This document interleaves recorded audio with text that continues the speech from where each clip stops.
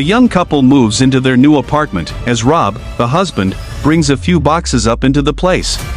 His wife, Gail, tells him about a funky older refrigerator in the corner that the landlord left behind. Rob finds it fascinating, noting how the motor is above instead of underneath, like refrigerators these days. Since hot air rises, he comments that it doesn't make sense to put the motor underneath, allowing the hot air it produces to go up the refrigerator. However, Gail barely pays attention, and she simply agrees to the things Rob says. She then brings out a bottle of wine and asks her husband if he wants to drink. Rob gets excited and opens the old fridge to get some ice. However, the freezer is bulked up with frost, but he still manages to get a little cube of ice. The couple then makes a short toast to their new life together. Before Rob could take a sip of his drink, he notices something inside the ice. He takes it out of the glass and shows it to Gail, asking her to confirm what's inside the ice cube. Gail looks closer and becomes just as surprised as her husband. Wanting to confirm what she saw, Gail grabs a magnifying glass to inspect the ice cube closely. Surprisingly, inside it is a miniature mammoth with spears in its body. Gail wonders if there are more of these things in the freezer, so she opens it. She quickly takes out the junk inside and gets shocked by what she sees. With this, Rob takes a peek and comments there's a lost civilization in the refrigerator. True enough, the freezer contains a miniature working medieval city.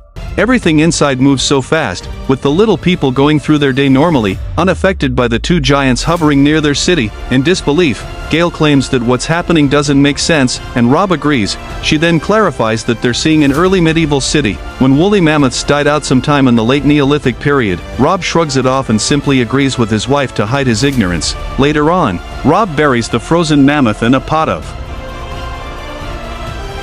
dirt. Rob seems sad about it, so Gail lightens up the mood and says it'll probably make for a good fertilizer. Curiosity takes over, and the two check the freezer again. To their surprise, everything has changed drastically.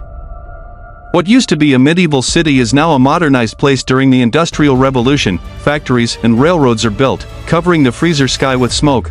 The couple knows that they've only been gone for 10 minutes, but decades have already gone by for the miniature people. With this, Gail theorizes the time moves differently inside the freezer, as they witness the Industrial Revolution at great speed. Rob is disappointed that they missed the Renaissance period. He notices two miniature men sitting by a building under construction, and wonders if the people perceive them as gods. However, the men are actually making fun of them, seeing them as weird faces in the sky that are staring at the city.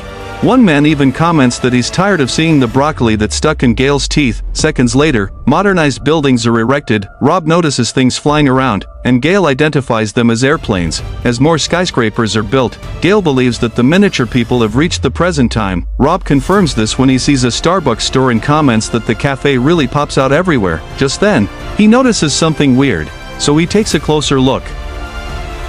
Suddenly, a missile falls into the middle of the city and explodes. The explosion blinds Rob, making him back away and fall onto the floor. Gail helps him up and tells him to calm down, but Rob panics, exclaiming that tactical nukes are exploding in their freezer. However, Rob's face is as red as a tomato, and Gail could barely keep a straight face. As the freezer explodes with huge nuclear bombs, Gail hands a shiny toaster to her husband, letting him see how the heat from the explosion causes his face to glow red. Rob groans, but then he notices that the situation in the freezer just became worse.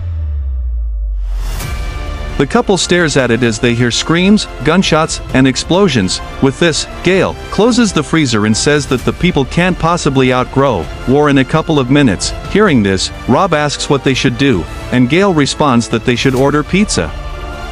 Later that night, the couple has pizza for dinner while they wait for the situation to die down. An hour has passed, and Rob recommends that they should check out the freezer. He hopes that the minister people had a chance to rebuild their city, but Gail gently tells them that they need to embrace the possibility that they didn't make it.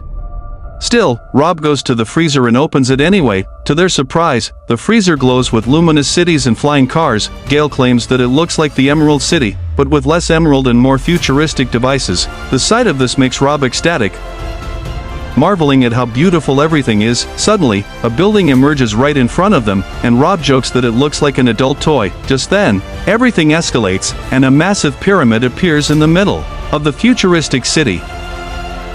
It glows brightly and consumes power from the bridges attached to it. Eventually, it turns into a diamond-shaped fortress and consumes the whole city, until it bursts into a ball of energy. The majestic energy explodes like a star, and streaks of light begin to zoom around Rob and Gail's kitchen, filling their apartment with light. The wondrous light fascinates them both. During this period, it seems like the miniature people have figured out the secrets of time and space travel. After this, the streaks of light return to the freezer, gathering to a sphere, and disappear. This wipes out the smiles on Rob's and Gail's faces, confused at what they just witnessed. Rob wonders if the miniature people will ever return, but Gail thinks it's unlikely. Because of this, Rob mournfully pulls her refrigerator's plug, as if he's accepting that those tiny people will never return.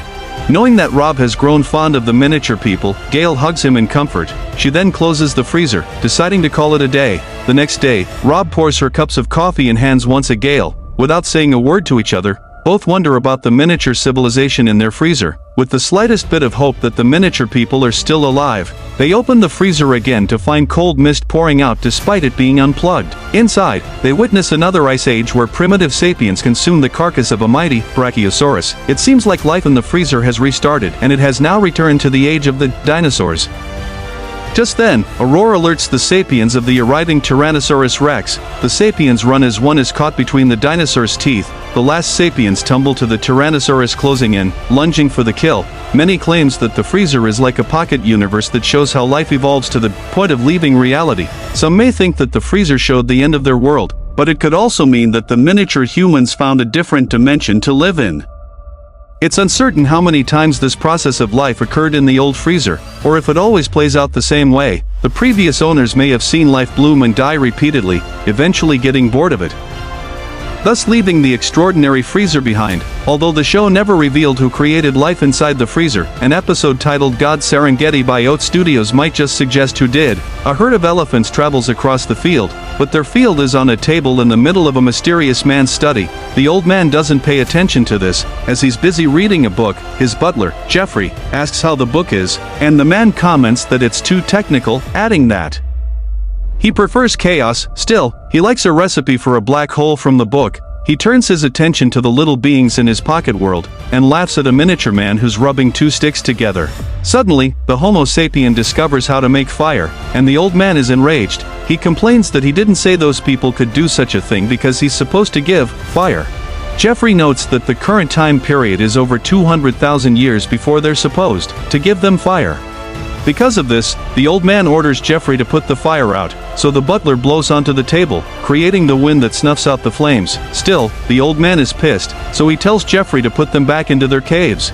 The butler obeys, so he triggers the elephants to stampede towards the humans, forcing them to hide. After it's done, the old man is still annoyed at what just happened, so he plans to shrink the brains of the tiny beings to prevent them from making their own choices. Not long after, the Homo sapiens exit the cave again to perform a rain dance. Jeffrey reminds him that they haven't turned off the drought, so the old man orders him to spray some water on the partial of things. Jeffrey happily obliges and sprays water over the table, causing it to rain on the field. He comments that their God is merciful as the Homo sapiens rejoice. The old man giggles at the sight of their excitement, so he orders his trusty butler to spray more water. As Jeffrey does so, new plants begin to sprout from the little field. Finally, he's had enough of his fun, and the old man tells Jeffrey to release the plague. The butler hesitates, but the old man is adamant about ending this little game. With no choice, Jeffrey opens an antique box and takes a fancy bottle from it. With furrowed brows, Jeffrey sprays this over the Homo sapiens, and one by one, the people collapse as they take their final breaths. The old man simply watches this from over his book before continuing with his reading. This story about creation depicts God as both merciful and unforgiving, while he provides water for the thirsty beings on his table. He also takes their lives in a snap once he's tired of watching them. Both Love, Death and Robots Ice Age and God Serengeti present their own versions of godlike beings. Rob and Gail watch life grow and die without intervention, but with sympathy for the civilizations they witness. In contrast, the other presents a more involved God who's apathetic to the lives on his table, treating them as entertainment that he can simply turn off and leave a like. It really helps the channel. Thank you for watching.